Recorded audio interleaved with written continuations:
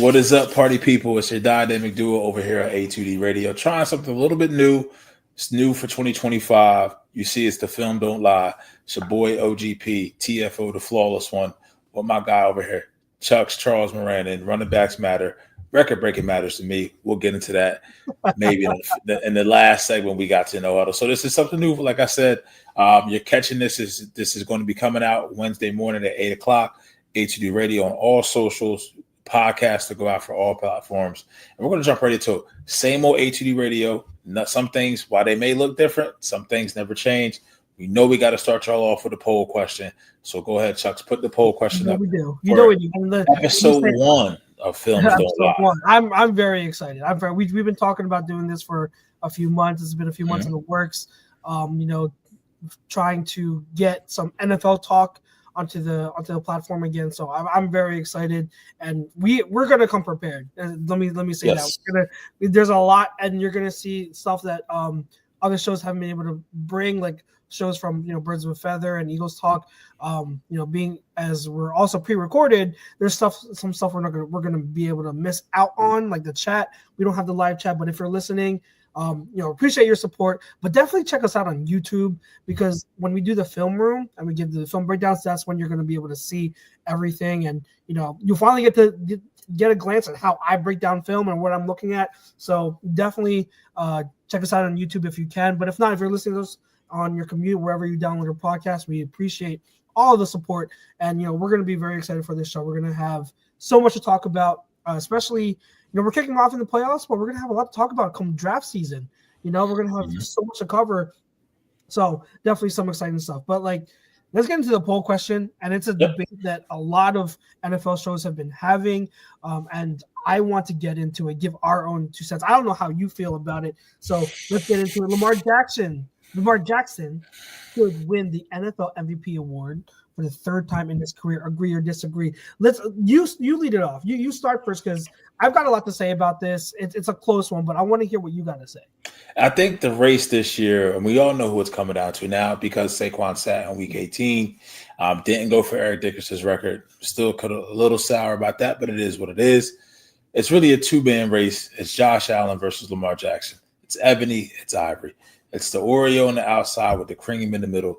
What do you expect? And oddly enough, throughout this year, I can honestly tell you with a straight face that Lamar Jackson's been a better passer and that Josh Allen's been a better runner. You never would have thought of that going into the season, week 1. I think this is the most consistent we ever seen Josh Allen play. It wasn't the wow, but it wasn't the stupid turnovers. Doesn't take sacks. Was very safe with the football. And probably his worst supporting cast from a name standpoint. Relying on rookies. I mean, they did make the trade for Amari Cooper. If I disagree with this poll, I'm solely disagreeing to this poll from the fact that he's already won it. He's already won it twice. Bill Belichick could have, those years, every year they won a Super Bowl in New England. How many times did he win Coach of the Year? Did Tom Brady win MVP all the years that he should have deserved to win MVP? So you kind of have to you have to look at it from the lens of what the voters are going to look at it through, right? Lamar Jackson, 77.9 QBR. Josh Allen led the league in QBR, 85.6. Don't hold me to that. Numbers may be a little bit different. And fam, when you catch this when it airs, if you are rocking with us, we are going to double back to the comments, put a little thumbs up, a little A2D sign in there, so we know that you acknowledge and you watched it. So acknowledge us, and we'll acknowledge you right back. So I say that to say, I kind of feel like Jackson deserves it, but I also feel like Jackson had worse offensive line play because there was some turnover with the offensive line, but his skill position players were better on paper, where Josh Allen, low-key, the Buffalo Bills offensive line really kept him upright. Spencer Brown, Deion Dawkins can be a little bit of a knucklehead sometimes, but very, very, very solid offensive line. James Cook had a highly underrated season. Keon Coleman came along, Khalil Shakur as well. Josh just didn't do what we've seen Josh Allen do, and that's the stupid turnovers. Yeah. And when you look at the schedule that they've played, I will say Lamar had a tougher schedule. He played the Texans. He played the Steelers twice. He played the Eagles. He played the Broncos. I believe when he played the Texans and he played the Broncos, he threw for 448 yards, 5 touchdowns, 0 picks. Josh Allen only saw 2 of the top defenses this year. He saw 8 defenses that led in the EPA per play. Mm-hmm. But, I mean, he only played them twice. Right, where Lamar had 6 matchups, and Lamar kind of, even with the Eagles a little bit, I mean, the Eagles kind of stifled them. Steelers kind of stifled them, especially the game in Pittsburgh. It's the complete opposite. Like we've seen, like I can't stress this enough. I saw Josh Allen be more aggressive as a runner this year versus Lamar Jackson. Lamar Jackson was more aggressive as a passer in some senses versus Josh Allen.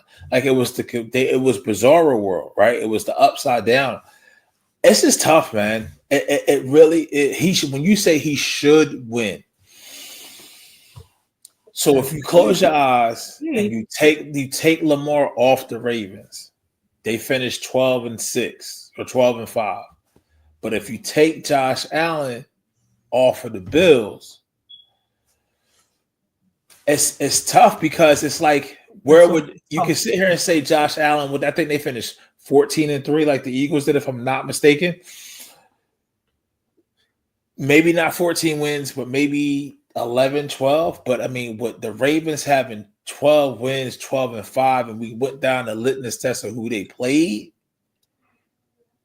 If they don't have Lamar, they may not finish 500. I still think the Bills somewhat can be closer to a 500 team without Josh Allen per se.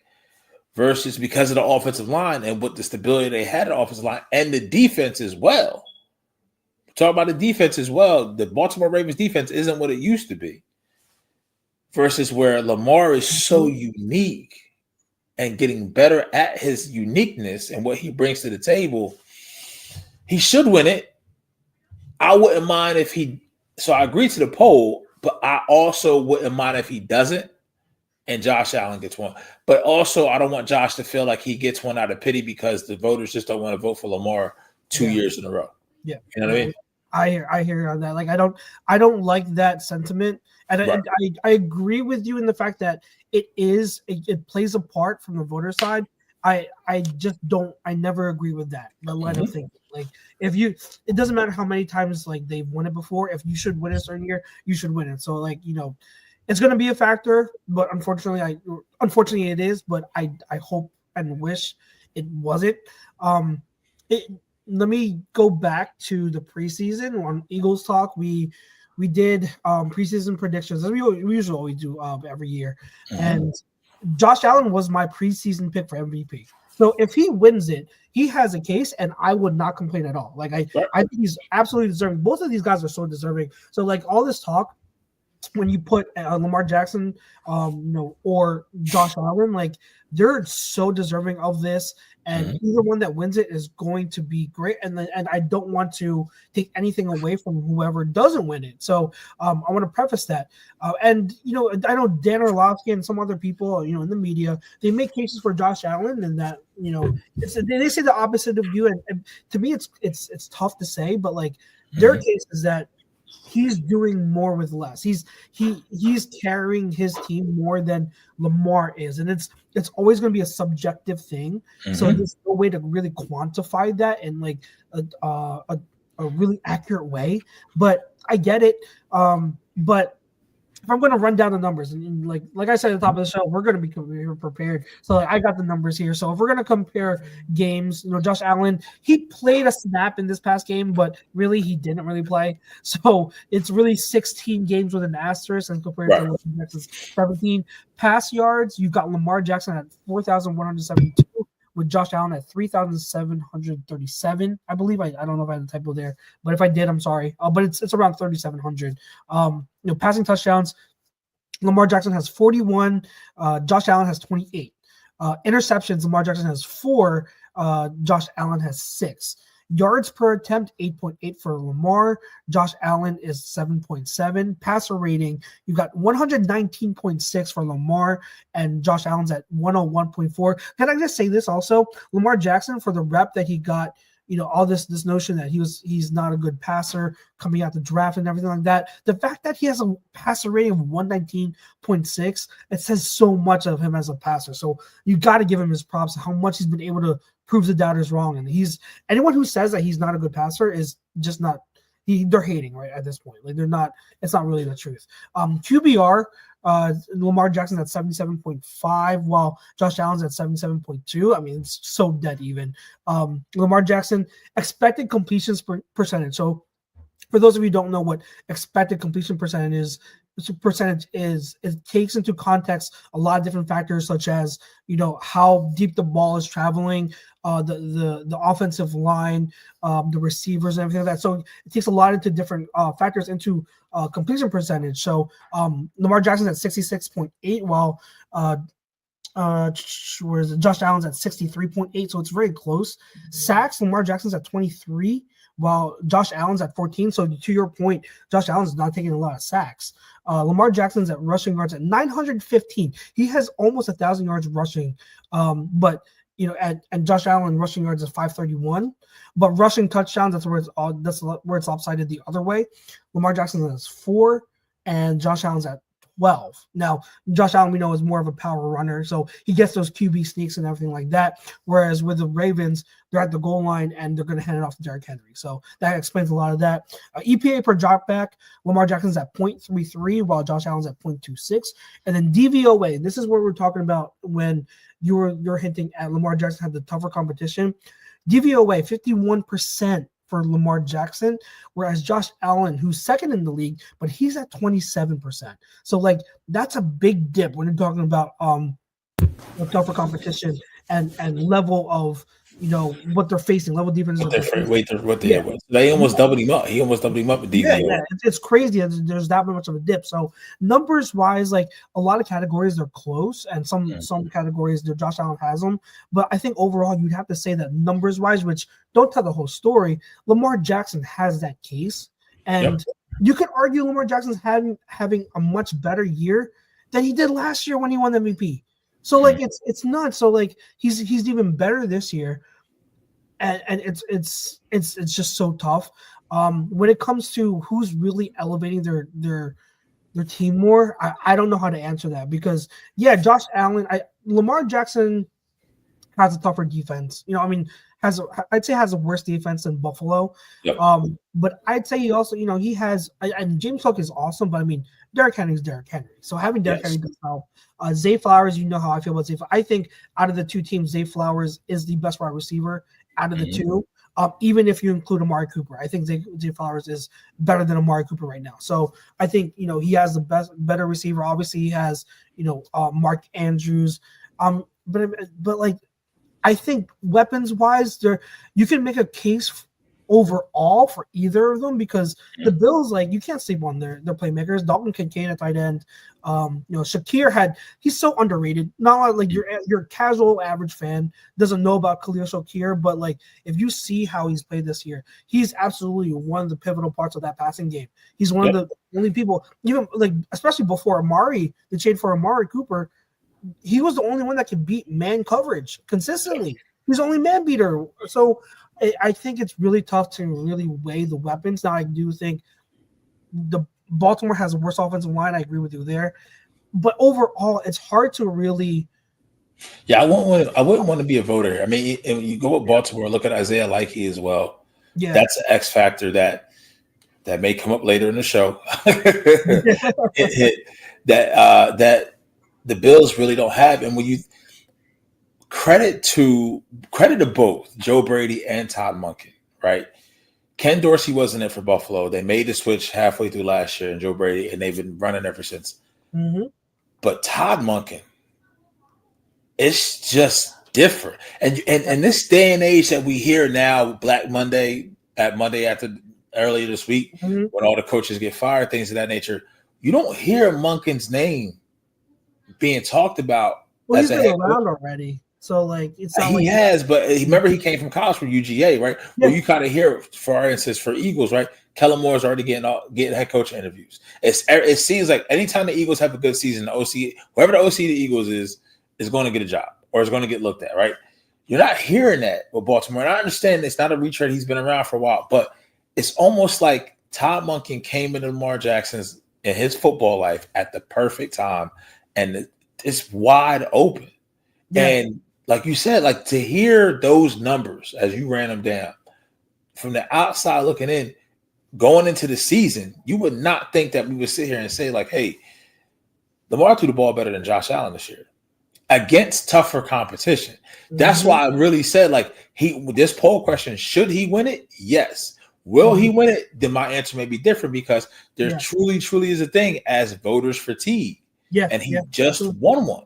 Yeah. So, I mean, I really can't not agree to the poll. Like Josh Allen, hats off to you. You had a great season. 41 touchdowns passing to 28. So you accounted for 45 overall touchdowns, right? 41 passing, and yardage threw over 4,000 yards, 4 rushing touchdowns.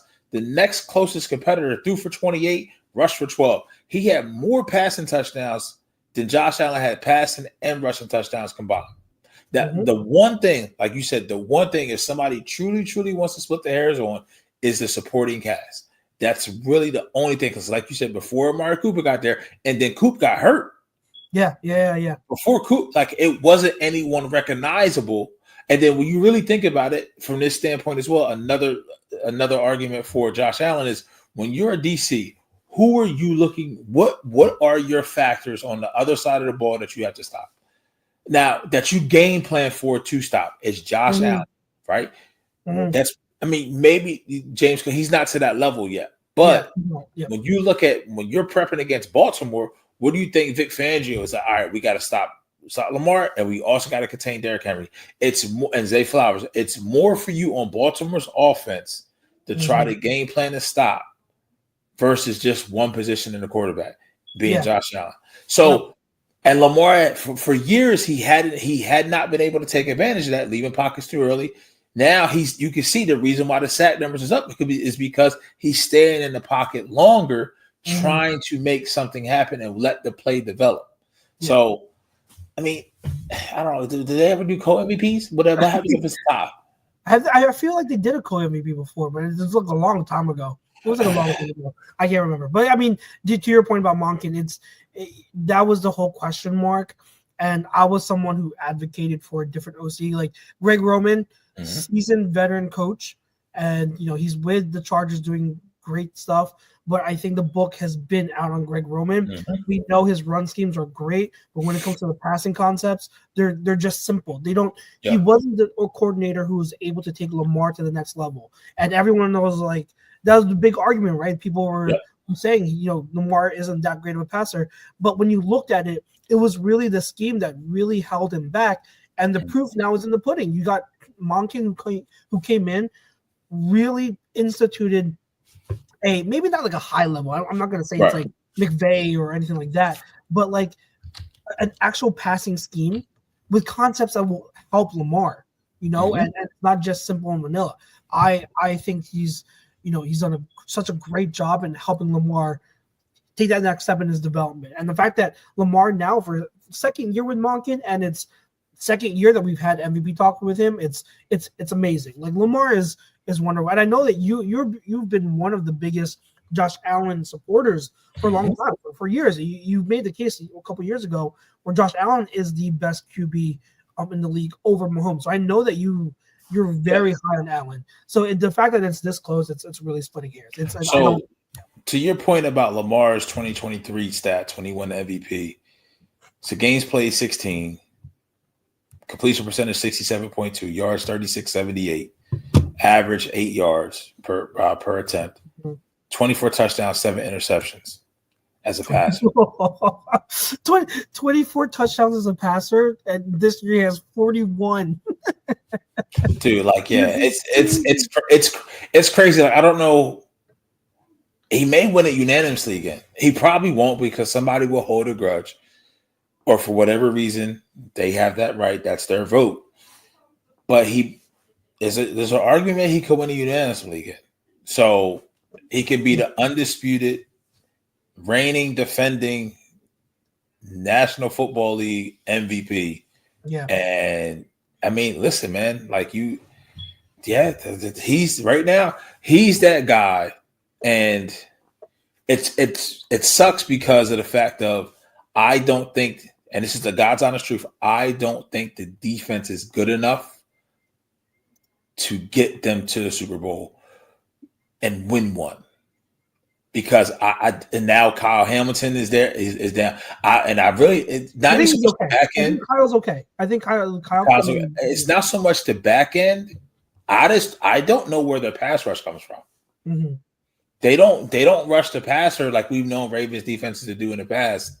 They really miss Mike McDonald. They really do. And as the game gets smaller, we saw in the AFC Championship game last year, nothing better you can ask for. Ravens versus Chiefs. Ravens got him at home. And Spagnuolo made the game smaller. And I know Monken has changed off of that. That's the last hurdle for Lamar. So when it comes to the regular season, Lamar doesn't have to prove anything to anybody anymore in the regular season. Playoffs. There's no, because it's almost to the point now where for him, it's almost like the Sixers. We don't care about the regular season. We don't care about the first round of the playoffs. Get out of the second round, right? And for Lamar, before we all heard it when that infamous game when the Chargers came into town and boat raced them, right? I think it was like 2019 or 2020. Like, hey, this kid, he has to win a play. Okay, so he did that. They won one the next year. Then he went to Buffalo. But I think it was the last year we had the first two seeds got a bye, and Buffalo boat raced them there, right? So and then now they get to the AFC Championship game last year. Everything you can ask for, and it's always those. It's always going to be those that say, "I told you he can't get it done. I told you he can't get it done." Yeah. But remember, in that game, a couple at the station. We did. Yeah, and remember in that game, was that the game that Flowers he dropped the wide open touchdown? Yes. And fumbled also as he was going into. Yeah. So like I hear you on that. I think that what I will counter with is their defense has been slowly coming together. Especially on the back end, Kyle Hamilton actually playing deep safety has helped them, and then Wiggins is actually coming along. And then at corner, Marlon Humphrey is playing great football again. And so I think it's coming together a little bit, and I think maybe it's not dominant like it was last year, but I think they're good enough. And I think that the other thing is, I think Lamar especially, but the rest of this offense and the team is ready to learn from last year. I think Lamar saw last year he tried to be too much of a passer instead of being the playmaker that he was. There were several opportunities in last year's game against the Chiefs where he could have made plays with his legs and he didn't. And I think it's been eating him up for a year. It's been motivating him, and the whole thing. I think the whole team is motivated. And you added the fact that they have Derrick Henry, who's going to be a huge help in the playoffs. I think that it's weird because last year's team was more dominant throughout the regular season. But if you just factor in those things, I think this team has more of a chance to get to the Super Bowl than last year's team because of the events of last year, and because I think that they're just more motivated. So I think they have it in them. If we'll get to it as maybe future shows and whatnot, but I wouldn't be surprised if they went to the Super Bowl. I think they're out of the AFC. I would rank them up like maybe top two, maybe one. Yes, and they're playing Steelers, right? That now I will say they play the Steelers this weekend. I think they played them on Saturday. Saturday night, right? Yeah. I mean, it's anytime you play someone for the third time, and I know they split the regular season, but in a divisional opponent, seeing you for the third time, and then TJ Watt is getting healthier. Those games are hard, and you don't know what can happen in a divisional game that you see in the playoffs when the two teams are so familiar with each other. So it's going to be the team really that can pull the rabbit out and give the other team a look that they may not have seen. And then may have not put on film before in the first two matchups. Yeah, the Steelers always had Lamar's number, but I think the Steelers are kind of reeling, and I think the Ravens are hitting their stride. I think they're playing a lot of confidence, so I'm not worried. I like the Steelers, but I think George Pickens has so much potential, physical ability, but he's just not there. Like unless if he completely does a 180 with his attitude in a week, it's hard. He's their only really viable weapon in the passing game. They need him because of the way that offense is structured. But if he's going to be like this, they don't have a chance. They have to use him, man. They have to use him. He's what Deadpool was in the original X-Men movies. The talent, they didn't see it yet. He wasn't being used in the right capacity. And Arthur Smith, credit to him, he can run the football. The offense was more stable than what it was last year. But at the same time, like, listen, you have to know where your money is at, right? And money time, you got to go to Pickens. The dude has ridiculous catches that go out of bounds and just stop putting him on 7 routes, go routes. Let him go over the middle. Use him. People think it's annoying to me a little bit before we end this segment. It's like people think he's just a one-trick pony. That's all he's good at. No, that's not. Like that's just how he's being used. He can do so much more. And if you talk about just straight physical talent, like George Pickens is up there. You can argue he's top 5. I know there are people in the league that believe his physical ability, physical talent is top 5 in the league. It's just that it's here. It's like it's his not, and that goes into playing receiver. So it is on him as well. Like he's got to clean up his act.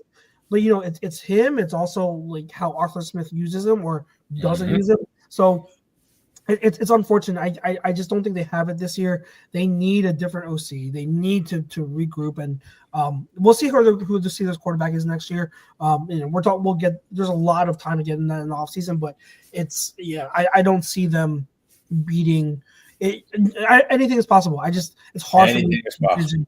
It's hard for me to envision them beating a Ravens team right now who's feeling it. So all right, so that's good for the poll question. And so let's get into our next segment, the film room, which is crazy. We've never done something like this, so we'll see. We're probably going to have some, rough patches as we go through it. But finally, getting into all 22 breakdown.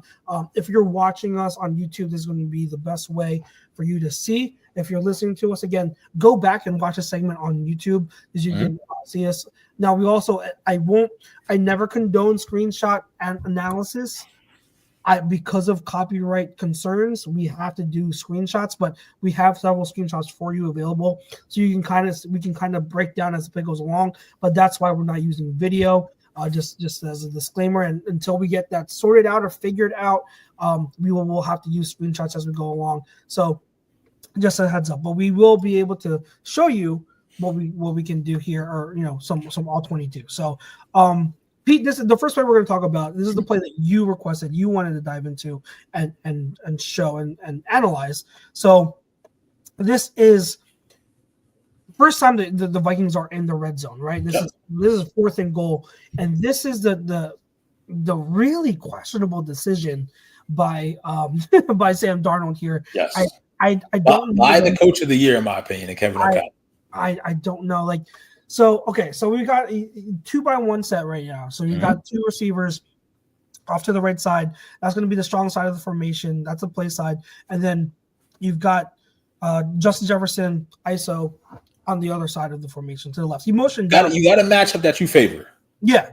And Jefferson isolated, yes. He started out in trips as a number 3 receiver to the right. They had him motion out, and the corner did follow him to be a man indicator. So we don't see that because we don't have video, but that is what happened before the snap here. So it's a man indicator. You have what you have what you want. Okay. Yes. But with the play design the way it is, the strong side of the formation, Darnold's going to look to his right, and you're going to see Jordan Addison. I saw this live. Yeah, and this is – you've got – I forget who 83 is. I think that's Naylor. That's Naylor. He's going to pretty much run he's going to run a screen, right? He's going to run a screen.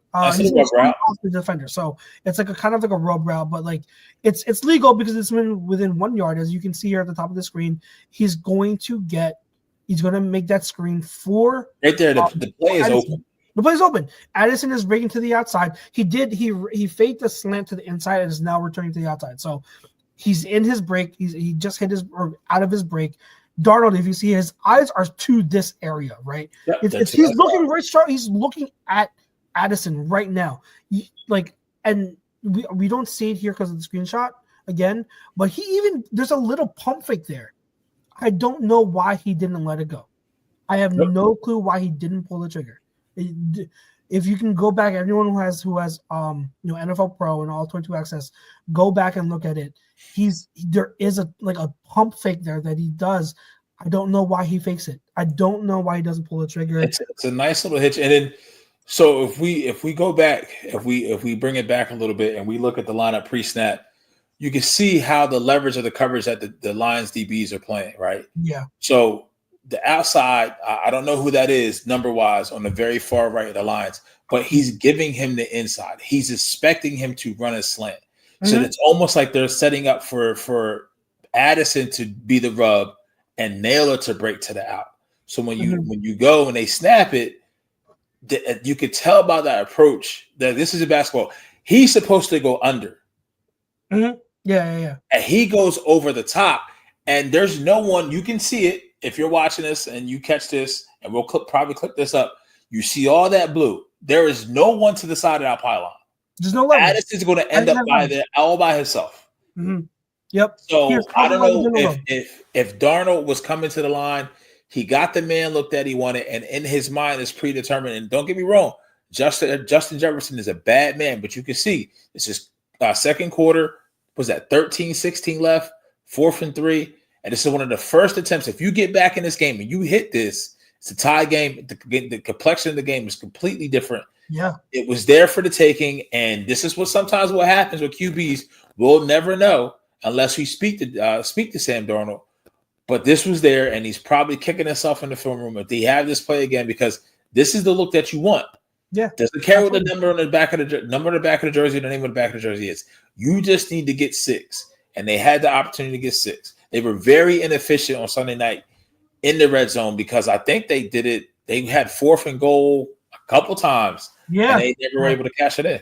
Mm-hmm. Look, I mean, this me, you, anybody else sitting at home, anybody else that's within earshot can throw this ball, and you have how the end zone is 7 yards deep. And he has at least another 10 yards to the boundary. He could have threw that ball up, and Addison would have had time to run underneath him. Yeah, even if he throws it a second late, there was I go to that screenshot, but look, like even if he throws it a second late, there's still so much room. He's wide open. Yeah, Naylor literally took out the 2 DBs for Detroit because they played, and that's the thing. They played it. Detroit DBs played it so poorly, and you didn't make them pay. Yeah. Absolutely. You did not make them pay. And you can see Darnold here. His eyes are already off it. So he came off so quick.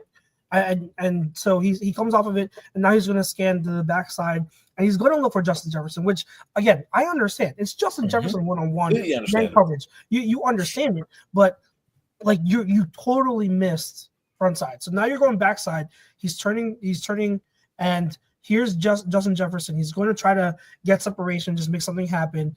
And he's trying to get out to the outside. And Darnold's just about to pull the trigger. But in the last shot, as we see, the ball is just way too high. That's another thing. So, like, bad placement. He could have like if you throw a better ball, he makes everything okay by throwing a touchdown to Justin Jefferson. Jefferson absolutely could have made this catch if the ball was a little bit lower. And there were some questionable non-calls on J Jet all night. Mm-hmm. The refs were letting the boys play. Yeah. I don't know. I don't know. We will never know why. But like I said, I saw this live. So when we start prepping for the show, what play did you want to pick? I said the first 4th and down, first 4th and goal for the Vikings, because I can see live action. Addison was open. I'm like, okay, let me see what I can see when we have the NFL Pro, we have the all 22, and it's just it's almost like they went into it and they didn't expect Detroit to play it like that for that to happen. And you can run this play 100 times. Naylor taking out both in a legal fashion is probably going to happen only 2 other times out of 100. Yeah, and just kicking himself because whatever reason that hit you just didn't let it go. He didn't trust it. And that's what's gotten Darnold ready, really, regardless of what happens in this playoffs. Darnold's going to get paid by somebody. Yeah. because he's trusted himself and he's been able to let fly and he's been able to be free. And the pressure got on him in this moment, everything that was on the line, and he just played tight all night. Yeah, he did. And that's what's crazy is that all season he makes that throw. Yeah. But again, in that situation, he does. And that's where you've got to kind of have – I can understand the hesitancy to still trust a quarterback like Darnold because you just don't know the years and years of him not living up to the potential and then being a backup for so long. Like, are we sure he can come up big in the big moments? And the first test, you could argue that this. You could argue. I've heard some people say it, this was the biggest Week 18 game in the history of the league. Well, yeah, I know Week 18 wasn't. It's only been around for a couple years. Yeah. The Week 18 was going to be a couple years, but this was the biggest moment last week of the seagame in league history to all the marbles. It was for a division and it was for a number one seed. And going into the game, both teams had a combined wins of over 25. I think so. What the Lions were 14-2, and also the Vikings were 14-2. So you had 28 wins. I'm trying to think of a division. You could probably take the other three teams in the NFC South, and you don't equal the non-first place team, and they don't equal 28 wins. Mm-hmm. Yeah. You see what I'm saying? You could do the same thing. NFC South, you could probably do the same thing in the AFC South, NFC West. Like, so there's between two teams, they had a combined win ratio of probably more than 7 other teams. And you had that in one game. And I thought this moment, because all right, I like the decision. Kevin O'Connell's being aggressive. He can kind of see and feel the flow of the game. He has to keep his team in it. Calls I'm gonna say a perfect play. Calls a play that can be highly successful, and you had things happen within the play that works in your favor. But like you say, it takes all 11 for it to go right, and it only takes one person for it to go wrong if they don't make the right decision. And I'm pretty sure. I mean, Sam Darnold probably got to the sideline. He looked at that Microsoft Surface Duo, and was like, kicking himself. It was a big one. So I mean, if you go to the other side of the ball, because the Lions, they let the Vikings hang around for a little while, but then beginning of the game, we'll rewind a little bit. Beginning of the game, this is what set the tone. This is what gave them the lead. So this is the Jahmyr Gibbs touchdown run, and I thought it was beautiful. As we talk about defenses. Remember Fangio when we played the Saints? The Saints were on a tear beginning of the season. What did Fangio do? He played an odd man surface to take away those outside zone runs, right? Well, we see here the Vikings, they're going to take away they're trying to take away an outside zone run by the Lions. You see the defensive front, you got 1, 2, 3 on the one side, you got the middle linebacker here, and you got 1, 2, 3 on the side. So there's 7 in the box, and they're trying to align so that on the outside, if the outside zone is called, it's taken away immediately. So this is a common counter by defenses to take away outside zone and wide zone runs. But now the Lions have a counter to that. What they're going to do is they motioned. I forget who this is, but they motioned him as an H-back who's going to serve essentially as a fullback now. So what they're going to do is they're going to call ISO with the fullback being a lead blocker. And as you can see on the next play, that lead blocker is going to take on number 51, the linebacker, and that's going to serve and open up this cutback lane for Jahmyr Gibbs. And it's really, really, really just so easy for him to read this because all he's doing is reading that cutback. He's reading that lead block here, and the Vikings play right into it because, again, they're trying to defend outside zone. If you go back to here to look at their alignment, 51 and then 97, and then I can't see the number of this. So they're thinking that the run is coming in between 43 and the down lineman on the right of our screen. They're preparing either side for it to be a wide zone run, an outside zone run. But as you can see, that they slant that way, they lean that way because look at how they're leveraged. Look at which way they're leaning toward after the snap. But that plays right into the Lions' hands. It's a perfectly called play at the right time because it's a good way to counter and to attack a 6-1 front that the Vikings had. So right now That lane is wide open for Gibbs to play or to attack. He's going to hit it, and this is what I find. So usually you want a running back to get north-south, right? So if you're talking about this two-way go that the running back has, normally you want them to get north-south right here, take this path, get downhill, right? With Gibbs, he's not going to do that, but also with Gibbs, with him being sonic, he can do things that and get away with things that most running backs can't because he's just so explosive. So he's actually going to take this path out here to the outside. He's going to continue to bend it. And is that St. Brown on the block on the outside? I'm not sure. I think it is, but I'm not 100% sure. On Murphy, right? Yeah, this one on Murphy. I think that's St. Brown, but I'm not. Again, I'd have to go back to the film. But yeah, this is gonna. But what he's going to do, he's gonna bend this, and because of his acceleration, he's going to feed right off of the inside of this block here, and his acceleration, he's gonna go right by Bynum.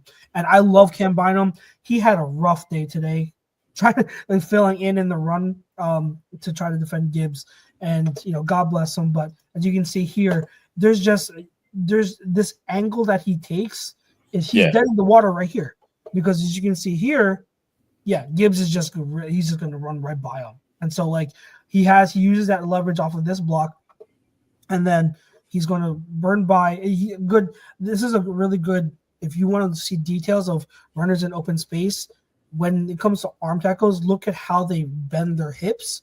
If you want to take away that hip, that is a crucial way of making sure you get loose and be able to avoid arm tackle. So Gibbs is able to get by that, and then it's smooth sailing to the end zone. It's a perfect play call, and Gibbs his speed just makes everything good in the second level. So it's a great. And what strikes me from this is, like you stated before, Gibbs and his twitchiness allowed him to make this run.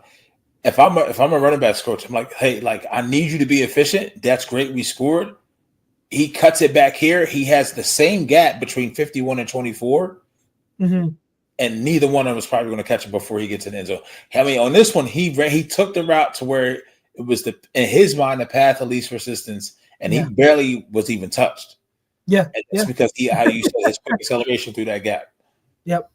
So it's it's when you're that fast or that gifted, you're allowed to make plays like this because you can get away with it. So it's nothing against Gibbs, is credit to him for doing that.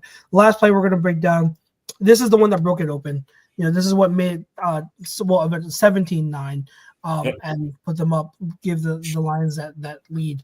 But we're going to have here, you're going to see I think this is the tight end. He's going to motion out here, as you can see here. So I go from the first screenshot. He's number 3 of the formation. He's in line, the inline tight end. He's going to motion out, jet motion here. You're going to see this defender here. I think this is 44. He is going to follow him. Now keep that in mind. So he's here. You see 44. He follows suit, and then also keep in mind at the Vikings, there's defenders here. They're going to bring 6. So 1, 2, 3, 4, 5, 6. Plus Van Ginkel here, he has green dog. Right, as we can saw, as when we talk about green dog, if the back stays into block, he has free reign to come in and blitz as well. But if the back releases out to the route, he has the back, right? So after the snap, as we see here, Ginkel is going to come in, all right? Gibbs is actually going to release. So that puts Van Ginkel in a conundrum. He doesn't – Look at the leverage. He's already making a decision to go forward. Oh, yeah. So now Gibbs can just react off of that. And then in that sense, once again, the twitchiness, he's talking about a running back versus a linebacker / defensive end. Yeah. Linebacker, they have no shot. The defender has no shot, especially somebody like Gibbs. You see here. So remember what I said about 44? Yep. Because he's following the tight end, he's out of the play. This is all out of the play, right? And that's his responsibility. I'm not saying it was a misread. I'm saying because of that design, because of that motion, now that opens up the space here in that second and third level. And Van Ginkel, he has no shot. So Gibbs is going to play off of his leverage, and he's wide open for the pass up the middle, as we see here, and he's going to walk into the end zone. So it's just simple math. When you're bringing all those numbers, You're gonna have wide open space in the middle sometimes, just like that. That's how you beat a blitz. That's essentially how you draw up beating a blitz is getting. Well, that's B flow. You know, B flow is going to be aggressive. He's going to bring exotic looks, and he's going to take chances. And he on these 2 touchdowns, he took chances, and then Ben Johnson just beat him to it. And the execution of the Detroit Lions offense also just helped and correlated in the marriage between the play call, the execution, and what the defensive game plan was, and the offensive one. And that's sometimes what's going to happen. Yes, sometimes what's going to happen. You're going to have a great play call that you feel comfortable with on defense, and it's the offense is going to have the perfect counter to that, and they're going to shore it up and execute. And that's what happened in their first matchup, I believe, is Flores brought the heat, and Jared Goff was really great against the blitz against him in the first matchup. And so this is another testament to that. He had the answers for it. So the Lions, I think it was Derek Clausen of The Athletic. He made a good point that the score, even though it looked like a blowout, the game was actually closer than it was. And I agree with him. Like, it got out of hand. What was it? End of the third quarter. Is that end of the third quarter, beginning of the fourth? That's when the game got out of hand. But for most of the game, it was close. It was absolutely close. So the Vikings just after this was a 1-score game. Yeah, it was still a 1-score game after this. But if you don't capitalize enough on offense, your defense is just, you can't expect them to hold the whole game. So yeah, you got it, and I think that was the biggest thing for Minnesota, the red zone inefficiency on Sunday. That's what ultimately it wasn't. They were able to move the ball inside the 20s, and then once they got in the red zone, that's where they became super inefficient. Somehow, some way, you got to turn those 3s into 6. Got to turn them into 6 because you can't let a team like Detroit get out in front of you because they're going. Ben Johnson and the skill set that he has of the players that he has and the personnel, they're going to find a way to get 6. You know what I mean? So, and Goff is going to, most of the times, like he has this year, has made the right decision. I mean, the one game against the Texans, he had the 5 picks. That's when he thought you had to figure it out, and they still found a way to win that game, and then they just keep going. That's great. So, kudos to the Lions. I mean, I'm kind of glad. Part of me is, as a football fan, I'm glad they got the 1 seed. They deserve it through all the way they've been playing all season and the turmoil and the adversity they've been able to overcome through all the injuries is remarkable. Speaks to the coaching. I mean,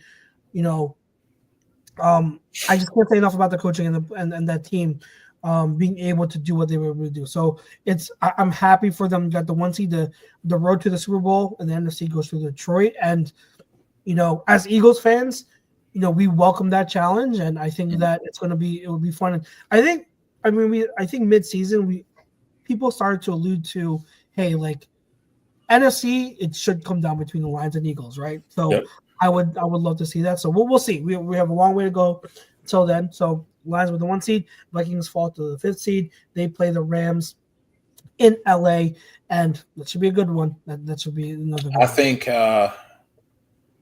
think we get Tampa, Philly next week, so Tampa's the 4th seed, the 3 seed. I think there's a 50% chance out of the 4 scenarios. I think 2 of the scenarios we play Tampa.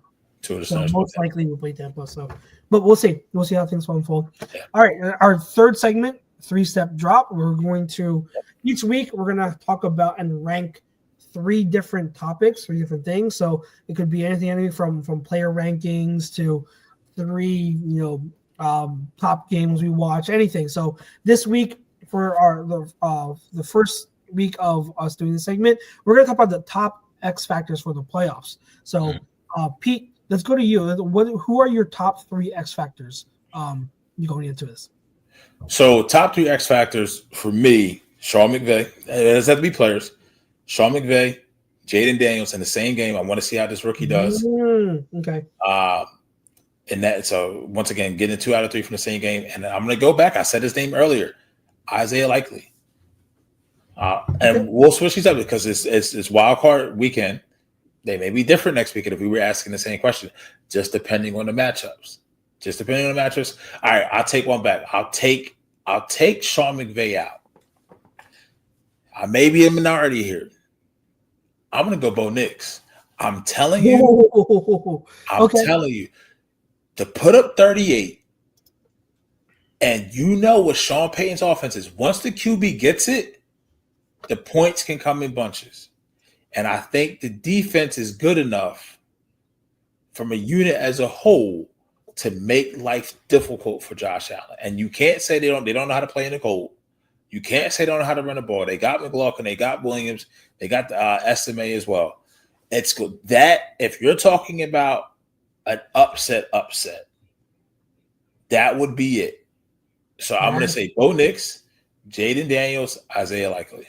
That's good. Yeah, that Bills-Broncos game is going to be We'll see. I agree. The Broncos absolutely could upset the Bills. So I that's a good one. Mine's going to be a little bit of a cop-out, knowing who I am. I hinted at Eagles talk last night. But my 3 X factors that I'm going to go with, Jahmyr Gibbs, who we just broke down, Derrick Henry, Saquon Barkley. Running. That was a real talk about chalk. Yeah, chalk. Like, this is not the reason why I want to highlight them as my X factors. And I'll reiterate my point from last night. The resurgence of the running game is here, right? And especially in the NFC, like, we got Derrick Henry in the AFC, so kudos to him. But like, especially in the NFC, you've got Saquon Barkley and Josh Jacobs squaring off this Sunday. You've got Bucky Irving, the rookie, who is a star in the making with Tampa, right? And Jahmyr Gibbs with the Lions, who is going to play the following week. Kyren Williams too, another really good running back. Like, the resurgence of the running game is here, and we are going to see running backs play a pivotal role and have a big impact in their team's success. We are, and it's really good to see that come to fruition again, and to see that the running backs are going to be highlighted and focused on. So I love what they're going to do. If I could have gone 5, I would have gone with Bucky Irving and Josh Jacobs too, but I'm going to go with Saquon, Henry, and Gibbs. I'm going to be, as a football fan, I'm going to be keeping an eye on all the running backs to see what they can show this playoff season. And again, running backs matter. They do, and I think we've seen that all season, and we're going to continue to see that moving forward. And it's exciting to see. It's really exciting. Yes. As me, someone you've known for ever since we've been in the station together. Me pushing this agenda, this narrative that, hey, like, they do matter. Like, there's a reason why what makes them special, and it's only a matter of time. The NFL is cyclical, and the running game, with its importance, and with other factors like the running back market swinging so heavily and drastically one way and being so low, the returns now that we see on guys like Saquon and Josh Jacobs and Derrick Henry getting paid what they're getting paid, but their impact of the games, it's their value is tremendous. So kudos to those 3 running backs and the rest of the running backs. As we enter the playoffs, go do your thing, guys. Honestly, go do your thing. All right, so our last segment, as we get into here, No Huddle. We bring back a segment, one of our most cherished segments that we haven't had to be able to do since Birds of a Feather. But No Huddle, we got several topics, and I've got several topics I want to get off my chest. Do you want to go first, or you want me to lead it off? I'll let you go first. Okay, all right. Now, this is one I've kind of alluded to you in the chat. So you're going to have a lot to say against me. But let me finish my thought first before you rebuttal me and attack me. So there is a clear and unfair agenda and bias when it comes to the criticism of Caleb Williams. That is my point. Okay. That is my overall arching point as I go into this, because I'm going to go into a lot of this. There's a lot of stuff I want to talk about, but let me make it known. I want to call out all the people who want to be very, very critical and call Caleb a bust already and say that, hey, like, he's, rubbing in his face that, like, he's not a generational talent that he's supposed to be. I want to make it clear also, my takes, I never called Caleb Williams a generational quarterback talent. I don't like putting that tag on a prospect anymore. The last time I did it was with Saquon, and I refuse to do it again, because it's just it makes you, it gives unreasonable expectations for the prospects, so where no matter what they do, they're almost in a lose-lose situation. Because look what we have. The noise around Caleb is so many fans now are saying he's a bust. Look at him, like he's not. You have all these other quarterbacks are doing better than him. And now these fans are mocking him. So let me make it clear that when it comes to Caleb and those expectations, I understand. I understand not liking putting the generational tag on him. I understand that, and I think that was always unfair. I didn't agree with that at one whatsoever. I also think that it's not accurate to say he's been bad. He hasn't been bad. Has he been a disappointing because of expectations? Yes, I think that's completely fair to say. I don't think he's been bad. I think he's been far from bad. I think he's had plenty of flashes and moments that have shown what he's capable of. And he's part of the conversation that we have right now of this quarterback draft class looking really hopeful. I think this quarterback draft class as a whole looks really good. And Caleb is part of that. But you have all these people piling on Caleb. So what I am going to say to all those people, if you're going to criticize Caleb Williams, there is another prospect that was widely renowned as also a generational talent, not by me, but by consensus, by a lot of people. Yeah. They said Marvin Harrison Jr. was a generational prospect and wide receiver. He was the clear wide receiver one by most people. There were some people that said Malik Neighbors was above him, and that I understand. But by most accounts, a lot of people agreed that Marvin Harrison Jr. was the top prospect, and he was generational. He can't miss. Absolutely can't miss. I'm going to throw out numbers, okay? And again, I want to make it clear. I am not calling Marvin Harrison a bust. I still think the world of Marvin Harrison Jr. I think he is going to be great. I am willing to be patient when it comes to Marvin Harrison Jr. because I know all the circumstances he had this season, and it wasn't exactly ideal with the quarterback and the offensive coordinator and the team. So I am not crucifying him. But to all those people who want to compare, right, Caleb Williams and his expectations, let me go down the line. All right, Marvin Harrison Jr. and compare him to Malik Neighbors and Brian Thomas Jr. Why am I pointing out those two? Because Malik Neighbors was the other wide receiver being talked about with high expectations with a horrible team. Brian Thomas Jr., again, first round pick, horrible team, horrible situation. Okay, so you can't use those excuses when it comes to those two. Receptions, Marvin Harrison Jr., 62. Malik Neighbors, 109. Brian Thomas Jr., 87. Receiving yards, Marvin Harrison Jr., 885. Malik Neighbors, 1,204. Brian Thomas Jr., 1,282. Receiving touchdowns, Marvin Harrison Jr., 8. Malik Neighbors, 7. Brian Thomas Jr., 10. Yards separation. Had that good of a year? Huh? So Thomas Jr. had that good of a year? Especially like toward the second half of the year. Yeah, absolutely. Yeah. Average yards of separation. Marvin Harrison Jr., 2. Malik Neighbors, 2.8. Brian Thomas Jr., 3. Catch percentage. Marvin Harrison Jr., 53.45.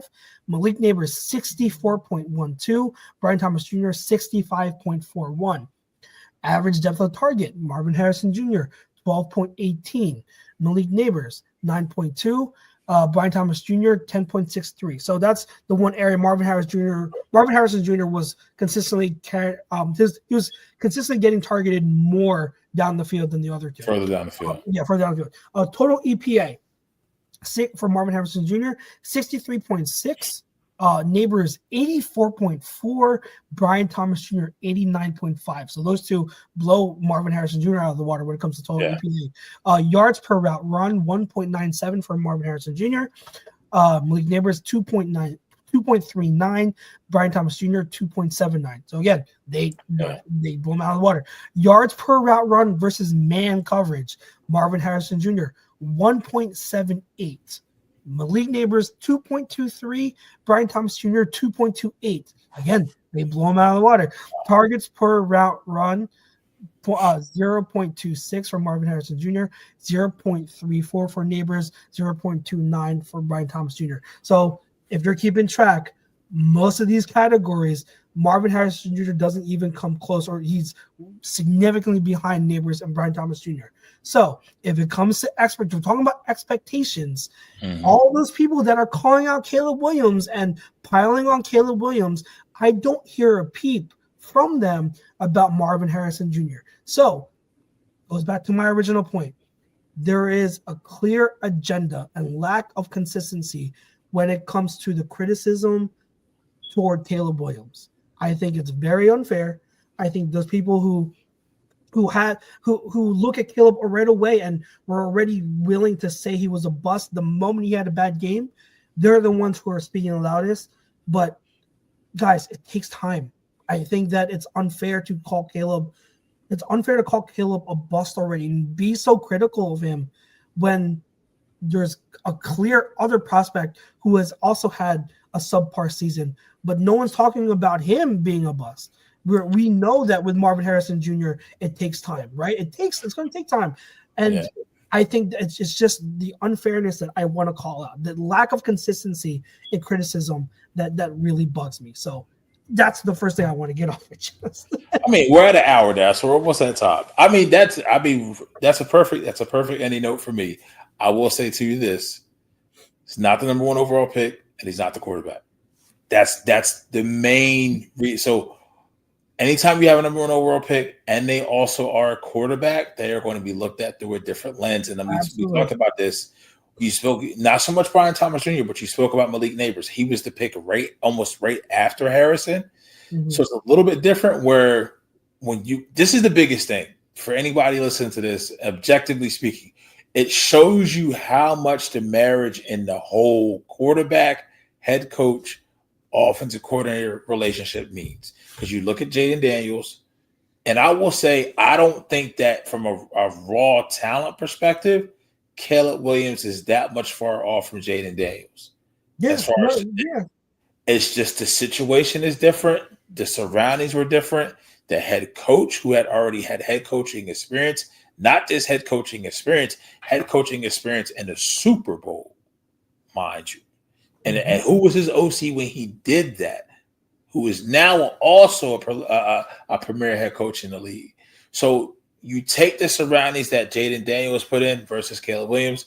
They literally cost themselves 2 games, one on Thanksgiving, and then the other game that was horrible. And then also the game, was it against the Chargers on Thursday night? I forget who it was, but I don't. It was a game. It was a game right similarly after that, where they just kept throwing it up. I'm like, what are we doing? We have one time out in your back pocket. You have a chance for a field goal. So the time management, the whole situation, the dysfunction. Chicago. It was Bears Seahawks. We were talking about Bears dysfunction, which was the last Thursday night game. If I'm not mistaken. So the dysfunction within the Chicago Bears organization also plays a part too. But you're going to have people who have those agendas, right? I will just say, I get your point. We talked about this. I don't think Marvin Harrison was, just when you look at his stats from a broader view without drilling them down like you did, his stats don't stand off the screen as being that far off from the top rookies at his position in the league versus where we see Caleb. And like you said, the expectations that come with being a number one overall pick. I don't think if the picks were flipped, not so much the players, but if the picks were flipped, Commanders are number one, Williams was number 2 with the Bears. I don't think you hear that because guess what? Williams is a number 2 pick.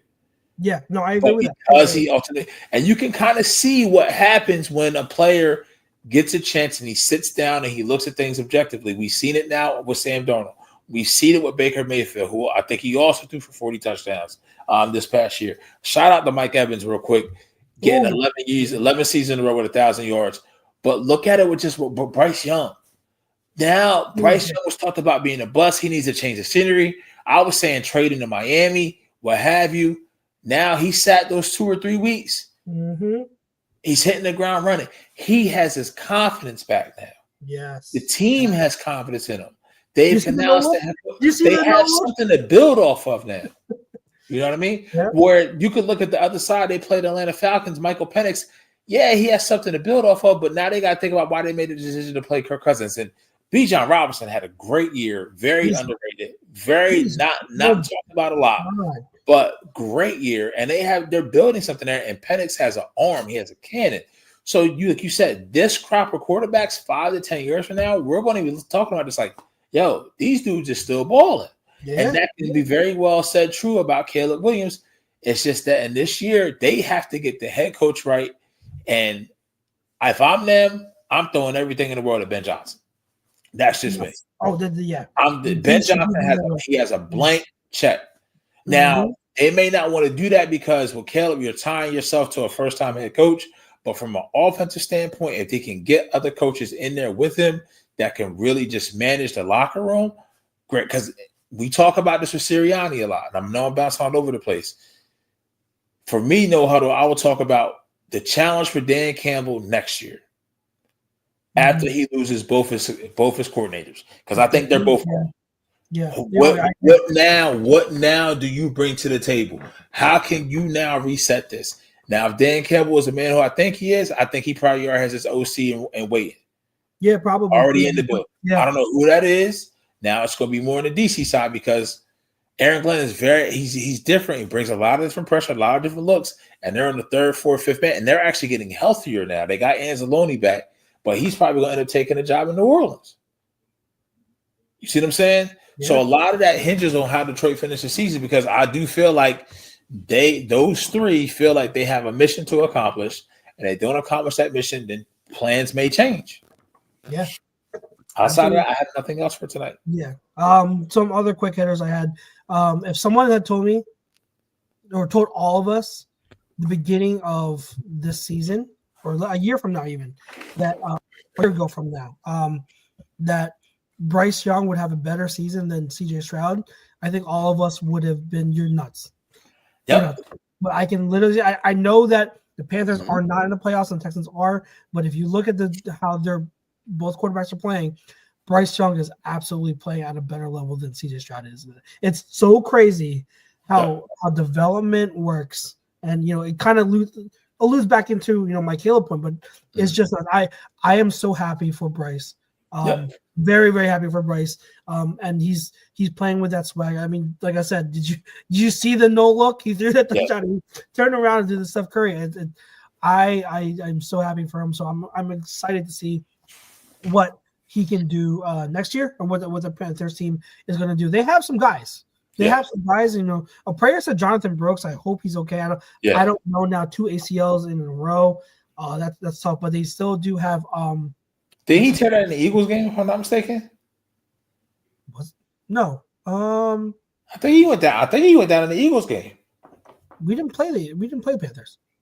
No, we did play the Panthers. Oh yeah, he did go down in the Eagles game. Yeah. I'm sorry. My apologies. Yeah, you were 100% right. He went down in the Eagles game. Yeah. Unfortunate. He's such a talented back, but who knows what these back-to-back ACL injuries are going to do. But still, they got Chuba Hubbard. They still have.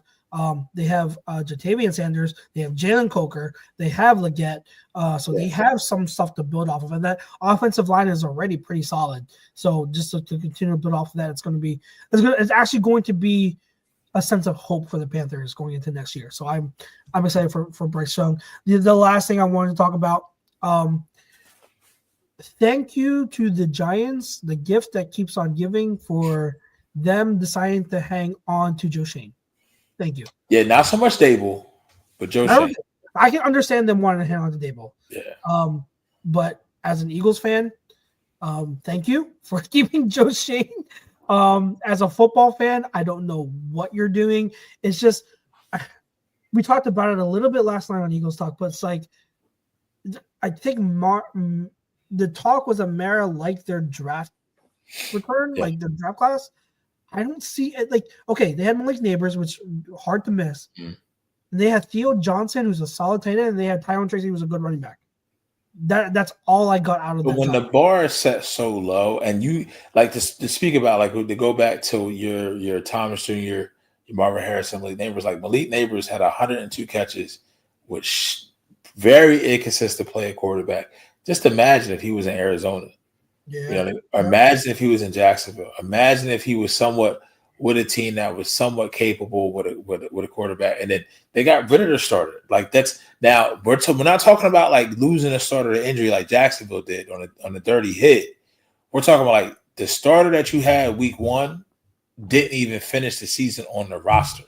Mm-hmm. Daniel Jones didn't even finish the season on the same roster as Malik Neighbors. And I don't know what Brock Bowers had as far as overall catches. I think he ended up catching him, but going into the 4:00 kickoff, Malik Neighbors had set the rookie record for receptions in the year amidst all this controversy. And I think he missed 1 or 2 games with a concussion, if I'm not mistaken.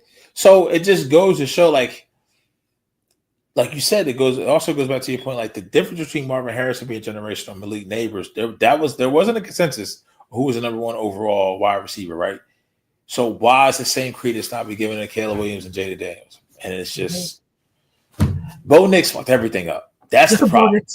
I don't know. It's all Bo's fault, because when Bo Nix is all the way down there, gets drafted, people move up, and then he's balling like he's balling. But once again, talking about Sean Payton, man. Sean Payton. Yeah, I mean, he's not the greatest human being in the world, but damn if he can't coach the football. Yeah, he knew. He knew what he wanted in the quarterback. Yep. It's fair enough. So kudos to them. Yeah. So I don't know. Again, my last point about Joe Shane, just as a fan, like after the Hard Knocks thing, like the optics. Nope. The optics. I don't know what Mara sees in it, man. But like I don't know either. Like even if you look at his free agent moves, like the most of the moves that haven't panned out, except for Brian Burns. Yep. Like they haven't panned out. So I don't know.